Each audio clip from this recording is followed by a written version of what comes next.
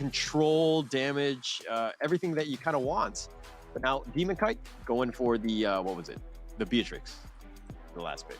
Yeah, I think just like all reliable at this point. I see like Eman, like, you know, he played this hero like many times. We've seen this overall like really solid performance in MPL, but I think it's really gonna come down to how you do is and whether RSG now with, I would say I do like this adjustment in terms of their draft. Like, as you say, a lot of beefy boys to deal with. Yeah, it's gonna be, I don't know, to be honest. I like the beefy boy draft. I think it's somewhat easier to play as you just like run at people, you get the nice hooks, and then just kind of like let everybody just combo on top of them. But at the same time, I feel like YOODO Red Giants, they have a very well-balanced draft. Like, I'm kind of, I really like the Edith with them. I think they play quite well together. And then you have the Kufa to kind of set things up a little bit. You have a lot of potential from this one. This is not an easy game. Definitely. And we see from the start, RSG PH is very clear who are their core damage going to be the Farsa as well, the Beatrix. So they have really big targets on their heads. And it's really up to how they're able to like match YOODO's tempo, because overall I think like I expect a lot of early game aggression. That Edith from Gojas is already a sign to what's to come in our second game. YOODO Red Giants, now this would be match point for them. Can RSG pull back a win? We're gonna have to hope so. We want this to go to game 3, right? I think that's the only way, the only avenue of attack. This is all scripted, right? No, I'm just kidding. But as we go into this one, this is of course gonna be game 2. There's a lot at stake on this one. Does YOODO Red Giants, do they just give them the 2-0 shutout and move on? Or does RSG PH actually come back after somewhat of a lackluster game 1? This is gonna be an interesting game as we go into the second game here. I do hope so, because like RSG PH, definitely one of my favorite teams when watching MPL PH. Yeah, big fan ever since MSC. So anyways, as a Malaysian as well, I'm always vouching for our Malaysian representatives. We want them to go far in this Snapdragon per series. And I feel like my hands are a bit tied here, Holler. Why? Because your heart is with one team and then your brain is with another? Or like, you know... I mean, I'm assuming your heart is with YOODO, but your brain is telling you RSG PH as the prediction? I mean, like for me, when I'm casting, when I'm looking at all these teams, admiring them, it's like I feel like my heart is split into two. Like all like theory and all the analysis is just out the window. Okay. All right. But a bit of a hiccup right now. We're gonna start, just pause the action, so to speak. But we'll get started very quickly. Mind you, it's just a tech pause. Things are just maybe just needs to. He's doing tech support like I do right there. Do you see that? He just like unplugged it, and plugged it back in. Like that's usually how it works, right? No. Just turning it off, turning it back on. Is that enough to fix this bug? I mean, like I'm not the tech person. You are, Holler. No, that's how it would help you, right? If you ever had a tech issue, I would just tell you to turn it off and back on. And if that doesn't work, then I can't help you. You sound like my IT guy in my office. Is just like, have you tried turning it off? Have you remembered to clear cache? Have you like switched the router on and off again? No, so usually he's I absolutely do all correct. that and tell Yeah, I do all of that. Imagine like I'm still having issues. Yeah. So basically, I always used to say it's not a tech problem; it's a personal problem. Oh, so you say we have issues, huh? We Yes. don't know any better because we are. I just I have a business degree while you're a tech guy, huh?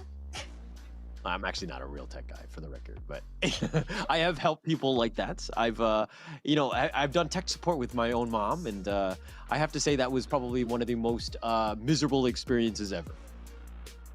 Oh no. Yeah. Have you ever helped? Like, I tried to help my mom. Yeah. I was trying to help her. Like, I was trying to help her set up a Zoom account on her computer, and that was very painful. Like, she just didn't get it. Like, what do you mean I have to click here? What I have to open an ID? I have to create an account? How do I do that? What do I do? What email? Like, what's going? Like, I have to like show everything, and very difficult situation.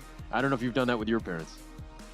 Oh no, I would say like my parents easily could be even more tech savvy than I am. I mean, my dad is like, I think I got like my love for gaming from him. Like he's all about like Star Wars, like on his PS4, and like he also does play a fair bit of like mobile gaming as well. So I get it from him. Shout out to you, Dad.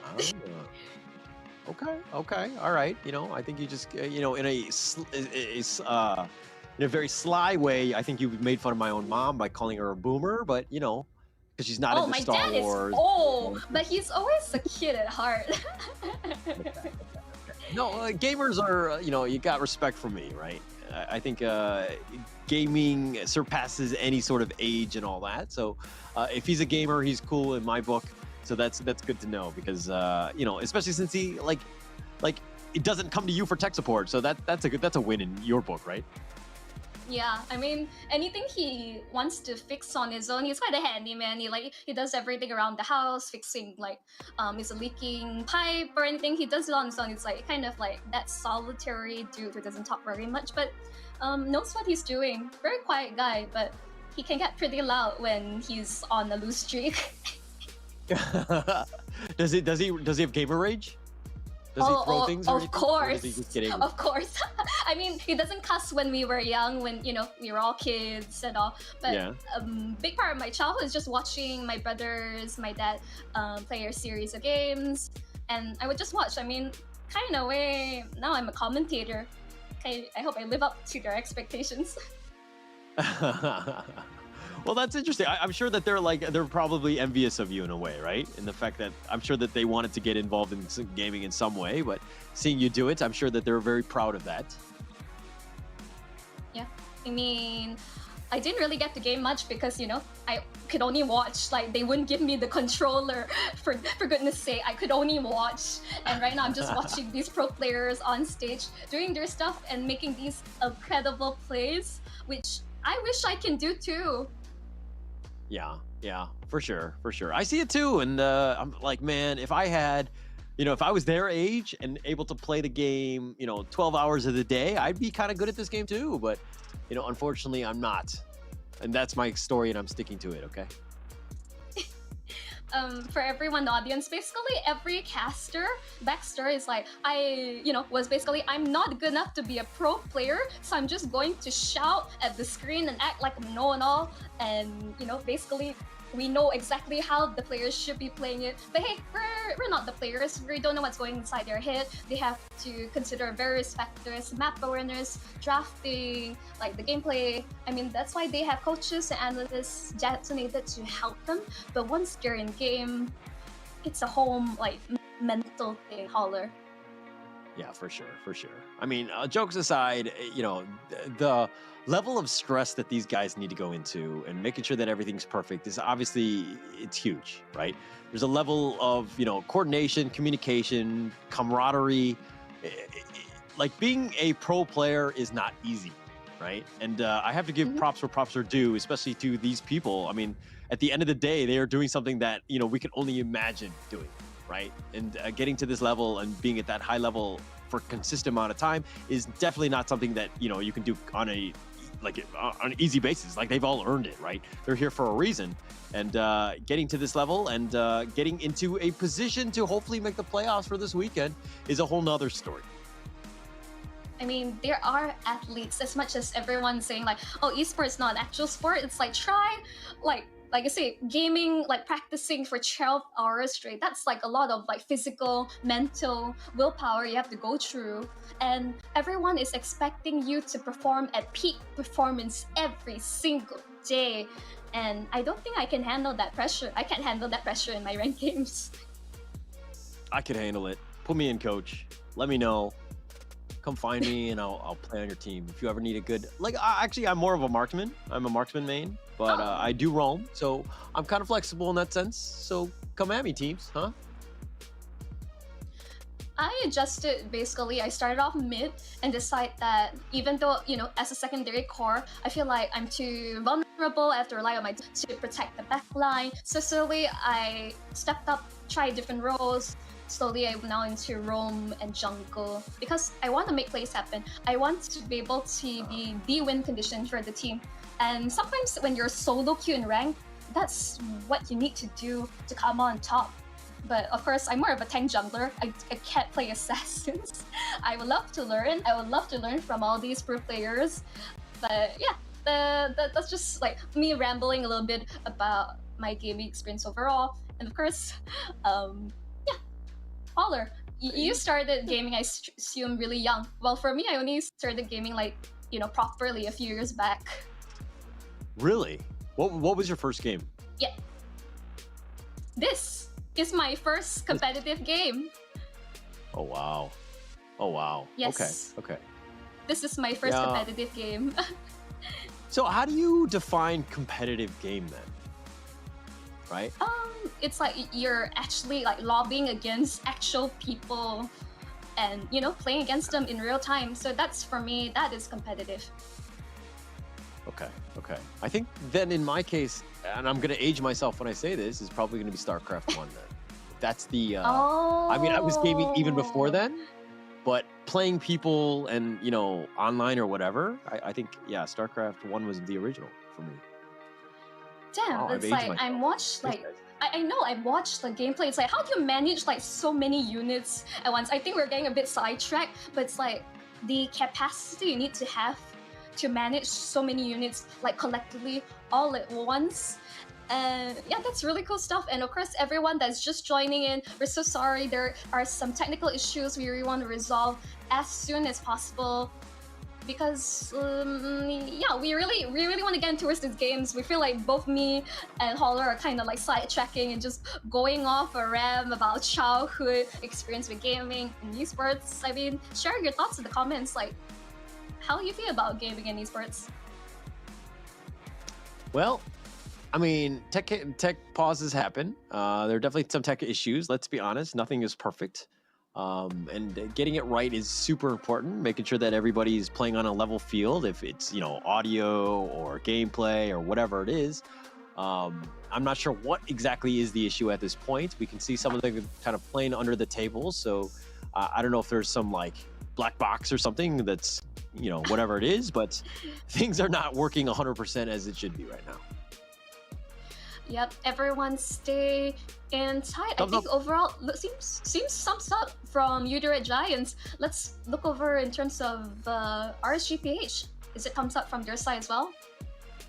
Well, if it looks like one of them has fallen asleep, so I don't know. Who's fallen asleep? I don't know. He had his head down. I couldn't see, but nonetheless, I think that we're gonna get into this one, which is important, right? Because it's one thing for YOODO Red Giants to win that one, but motivation and momentum are things, right? The fact that that was a bit of a long tech pause kind of puts a damper on some of them, right? Do they need to warm up again and get themselves back in it? But this is going to be, of course, Game 2, third series of the day.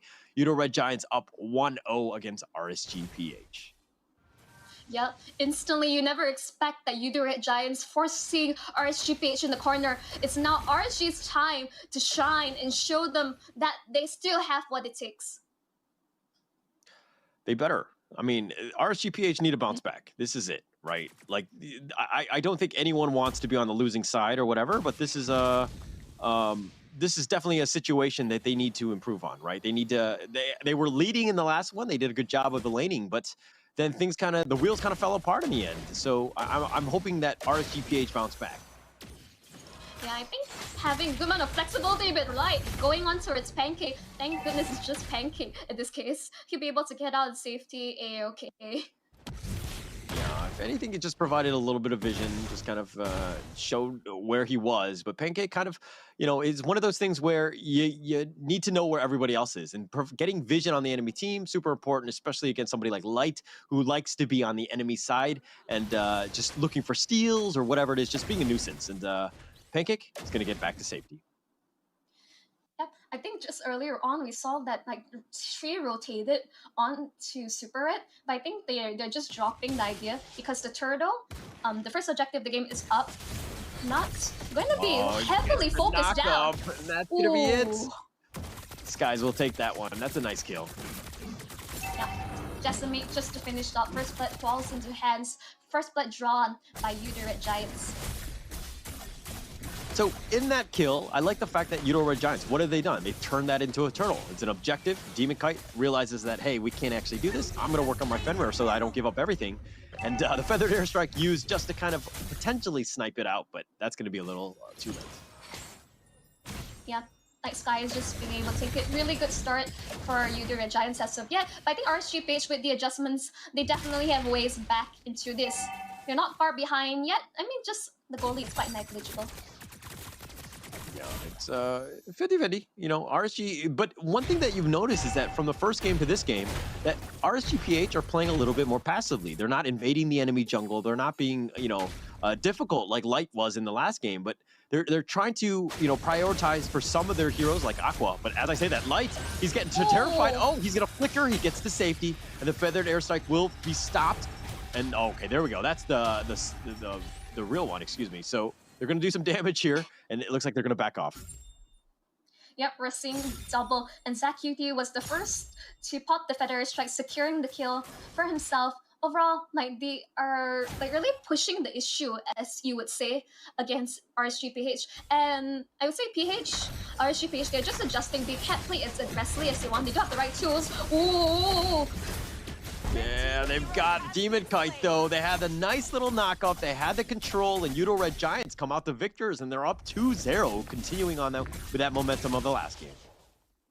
I saw Demon's Kite live flash before our eyes, for Sky's just securing it with Decimate. As easy as that. And Aqua, I think, just reviving the Feather Strike just easily to be stolen by ZachQT. But suppression comes through, and they take Pancake. Man. Pancake got squished. No real chance there. That's exactly what you wanted as RSG PH. Get that kill. Make sure that you make them pay, so to speak. I guess that's how RSG likes your flapjacks. Flat like a pancake.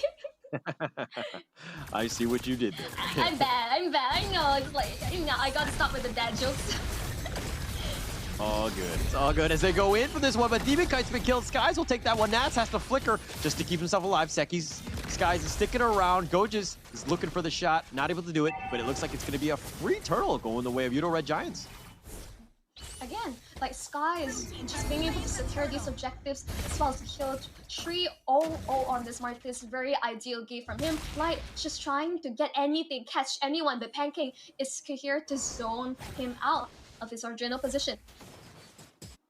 Yeah, they're going to be zoned out, but now Aqua sticking in the middle, mid lane, just trying to get as much farm as possible. You need a little bit more damage. You're definitely not there at this stage. But now YOODO Red Giants, I mean, they're up 1.4. They've been doing quite well in that sense, but 3-1. And the next one's going to be the turtle in about 90 seconds. I'm not seeing those wombo combos you expect from the side nuts comboing with Aqua. I think that's the only way you can play around with it. Skies going in. Skies. Start charge. Numerous Patchet that's going to do a little bit of work. And Pancake's getting a little bit low. The Ashura Aura just relocates them. But man, that was like a Marvel movie. Everybody fighting, no one dying. Right, like just bullets pelting left and right. Goja's ult has already been utilized. Nuts is in the safety of his turret. Gojas won't be able to kill him. I think Nuts like just a lot of regen on this Trista. Definitely not an easy lane opponent. Definitely not. Definitely not. And I mean, it's still up in the air, right? In terms of how they want to play this one out. YOODO Red Giants, though, have been kind of sticking together a bit. I mean, they have all the turrets that are still up, which is pretty commendable from them. I mean, from both sides, right? But we're forcing the action in the bottom lane, and looks like still teams are pretty neck and neck at this stage. I mean, ideally, RSGP secured their first turret of the game, considering they're losing out on objectives as now Pancake just scouting things up, like not quite landing the bloody hunts. They got Aqua. They've got him locked in. That's most of the damage. The Blazing Duet. Skies is on the run. He gets knocked up. Ashura Aura just kind of throwing him back in. But now, are they going to get him in return? They get the bloody hunt. Pancake goes back in. Nice Titan's revenge. He goes for the team. He goes for it, and he looks like they've got Demon Kite Super Red on the run. They do got him, and they got Light as well. But Goja's getting a little bit low, and Iman will not go for it. YOODO Red Giants playing the game to the limit. I would call that a little low. I would say very low from Gojas, but he's gonna be a-okay. Just like escaping with his like skin on his team. But overall, YOODO Red Giants turning that around. The fact that RSGP blends the blessing with Skies but gets nothing for it. Nothing at all. But YOODO Red Giants, they will take their third turtle, and that's going to be huge for them. Now they've got a bit of a sizable lead. 3.3, Tiger's Revenge, a little off the mark. He's going to be left for dead. Pancake going in. Ham, Flicker, he's got the bouncy ball. He's going to try to run away. Aqua trying to go for the feathered airstrike, does have it. They do at least get something. Pancake, who went a little too deep. Zach is going to recall back to safety. He's biding time. I think RSG is sensing that Zach QT might still be. Oh, Zach, what are you doing, but my he's going friend? for it. Really aggressive. What are you doing? Okay. I think there was a little bit of feeding in that one. That was a very suspect call. I don't know why you would not go back, but they tried to protect the T1. Now they've got onward, but the feathered airstrike, and it looks like when it rains, it pours, and this is what happens with inexperienced teams, right? It's you make one mistake, and then one compounds, and it gets worse and worse and worse. And now RSG PH back in the game, only down 1.4. No. Hear me out. Zach QT is known to be a really aggressive mid laner. So these aggressive plays are he's at RPH can punish them. But I felt like he was scared he's gonna get caught out. He say, okay, my salts like take them by surprise. At least I die, I trade. But that was not the case. He overestimated the amount of damage that he had. Yeah, overestimated, but just getting out of position. But they found, oh, Nath, no chance. He gets blown up and like blind walked into that that bush, so to speak. No real chance. They made him pay for that one, and YOODO Red Giants makes him pay really hard, actually, especially since 12 more seconds, and now the Lord is going to be up. I don't think I see a single penalty zone. They go for this. Yes. They got the bloody hunt. They got him locked in. Goja's no real way to get away. Zach has gotten something in return, so that's not the worst thing. But they trade the T2. Is that an even trade? They are working on the Lord. Okay, they got something. That's the Lord. Demon Kite going to be used. The feathered airstrikes. Skies is going in for this. Pancake as well, but he's going to be left for dead, I think. He's taking a lot of damage. He's tanky, but oh, not that tanky. Demon Kite is going to slice and dice him. Aqua gets to safety. The stolen feathered airstrike is going to zone everybody away, and YOODO Red Giants strike back. I'm seeing numbers because like I would see the appraisers not quite connecting. Oh, Skies, he'd be able to dodge that fairly well. Light, fortunately, not able to land those really important hooks on towards the cores of Red Giants. Yeah, and on the Franco, you gotta make her hooks. Don't get me wrong, you don't have to hit all of them. I don't expect that, but as an Asian dad, I do expect about 98% of them to be hitting. If Franco and Palps is able to land 98%, I'd be shaking to my boots, and this is a hero that you should always ban. But again, Light, we know him, like we all know and love Light, and this is a hero that he really pops up. But unfortunately, YOODO Red Giants, I think they may be reading them like a book as of now, which is really surprising. Yeah, he's reading them like a book, but look at this. YOODO Red Giants have stuck to this very well. They've done this objective-based gaming. They've got onwards. They throw back Gojas. He throws the Earth Shatter. They found Demon Kite, who's kind of tanky at this point, taking a decent amount of damage. Aqua uses the Feathered Airstrike to kind of help support, but again, no follow-up. Okay, here's the Conceal. Light trying to... Okay, he's not going to go for this. No. Yeah, no. It's, I think Red Giants, like, game sense, at this point, they're backing off. And just say, this Martis is the only damaged item is Hunter Strike. The rest is going full tank, which might be really good in this situation because he has to ensure that he tanks the bloody hunt. The hook is a little off the mark. Demon Kite is already at half. He's getting a little bit low. The Feathered Airstrike, that's going to be used. Demon Kite has been killed. Nath has been killed as well, and Gojas is going at it. Light has been removed as well, and Super Red is getting almost Super Saiyan. He's 305. They're going to be looking to push. This is the T2. Yep, just push straight in, but they still have to be careful. RSG has really good high ground defense with Eman as well as Aqua. The Feather Strike is still a really good way to deter them away. And RSG, they're just going to clear out their camps, go for the objective place, secure the Lord if they can, because right now, RSG PH, I never thought I'd see this. They're backing towards the corner. They're such an aggressive team. They are, and again, they were not playing like, you know, they were in game one in other games, right? Like, it seemed like game one had really affected them and their strategy and how they wanted to take this one out, because that, you know, it's a very different play style. They're playing very reactionary and they're playing very cautiously. And YOODO Red Giants being aggressive, having the team fight composition that they want, and have been able to choose whatever fight that they want. Here's the thing, like, we're so used to seeing Nuts like win out against his lane. That's how he is. That's not that we all know. And the territory advance with the flicker. They found it with the onward. They've got Demon Kite, and he's going to be killed. Nibiru's Passion is going to be used just to zone them away, but they've lost one. It's going to be 4 versus 5. Who takes the Lord? Skies will take that one. Zach is looking to go in for this. He goes ham. He gets the knockoff as well. Light is going to be killed. Skies is going to make him pay, and they've made him pay. They've gotten the Lord. They've gotten exactly what they want, as well as 2 members of RSG PH. They got the hook onto Zach. He has no Purify. He still had Bloody Hand even as he died. I'm really questioning this right now. Ooh. Oh, perfect disengage, right? You force out the feathered airstrike from Aqua. They use it, and they're like, all right, we're gonna zip on out of that. We got out. Now it's on cooldown. Now you have the Lord. How are you gonna deal with this one? They're just pushing in. Oh, the nice 2-man!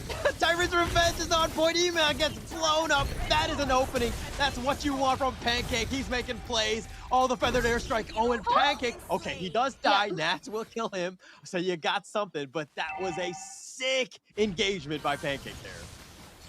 Like, Pancake making the plays. Nuts. You're Nuts 10. You hope you would be. Ooh, penalty zone used defensively to get out of there.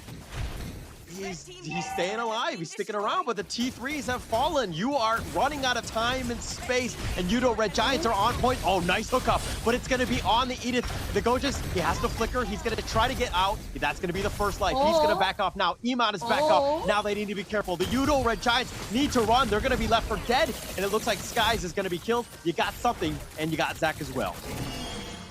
Yep, instantly RSG PH, as I mentioned, you have to be careful about the high ground defense that they have like packed in that feather airstrike, and instantly, like, yes, YOODO Red Giants clears out all the inhibitors. Like, let's look in terms of the GOAT leaderboard. Like, Eman is actually forming up like fairly close against Super. Super is still in the lead, but man, that Beatrix still packs a punch. Yeah, still packs a punch, but you know, it's still a situation where can he stay alive? He needs to be safe. Right? You need to be staying away. If he gets focused, that's all your damage, everything, all of your eggs in that one basket. Eman died 1 time already, and you know, the team had almost crumbled at this point, and seeing as that, you know, the base is wide open, there are 0 T3s even alive, RSG PH are on a knife's edge. This is a really fine balance. We have seen RSG PH like come back from situations like this, but they gotta play this like extremely meticulous. They gotta find a big catch. Like, Nuts, it's all on to them. I mean, it's gonna be like a huge mistake if YOODO Red Giants, they walk into some brush, you know, unnecessarily, right? And they get caught out or whatever. It's a situation where that's like the only win condition, I would say, by RSG PH, because somebody always has to go back and fix the lanes because every lane is pushing right now. So it's a very bad situation, and now the Lord is going to be up, making it even worse. One of their main damage dealer is all the way at the base, ensuring that the minions don't crash. Remember, no infrastructures, their crystal is vulnerable. It's vulnerable right now, and look at Aqua's not even there. The Lord is at half-life. Zach is sticking around. Who's gonna make the first commitment? Demon Kite's going in. The Earth Shatter for Super Red takes the Lord, and that's gonna be it. And Demon Kite now is gonna be killed. Skies is gonna kill him. Light is gonna be next on that target list. Sekis is killing them out, but Iman is Marquis gonna fall in return, and Sekis is clean in house. Aqua is gonna be left for dead. Sekis is on a mad hunt. He's gonna look to kill him. He slices him down, slices him up, gets the Maniac. Nas is now running for his life, can't get over the wall. Zach is gonna do this, and it looks like with the Lord pushing the middle, this looks like it's gonna be the end. That's gonna be the first life for Nas. Do they get the second one? Not able to do it, but they're gonna back off here, wait for the minions, and that's gonna be GG going the way of YOODO Red Giants. Game 2, they do it, and they do it systematically. I'm shaking in my boots because this was not the outcome I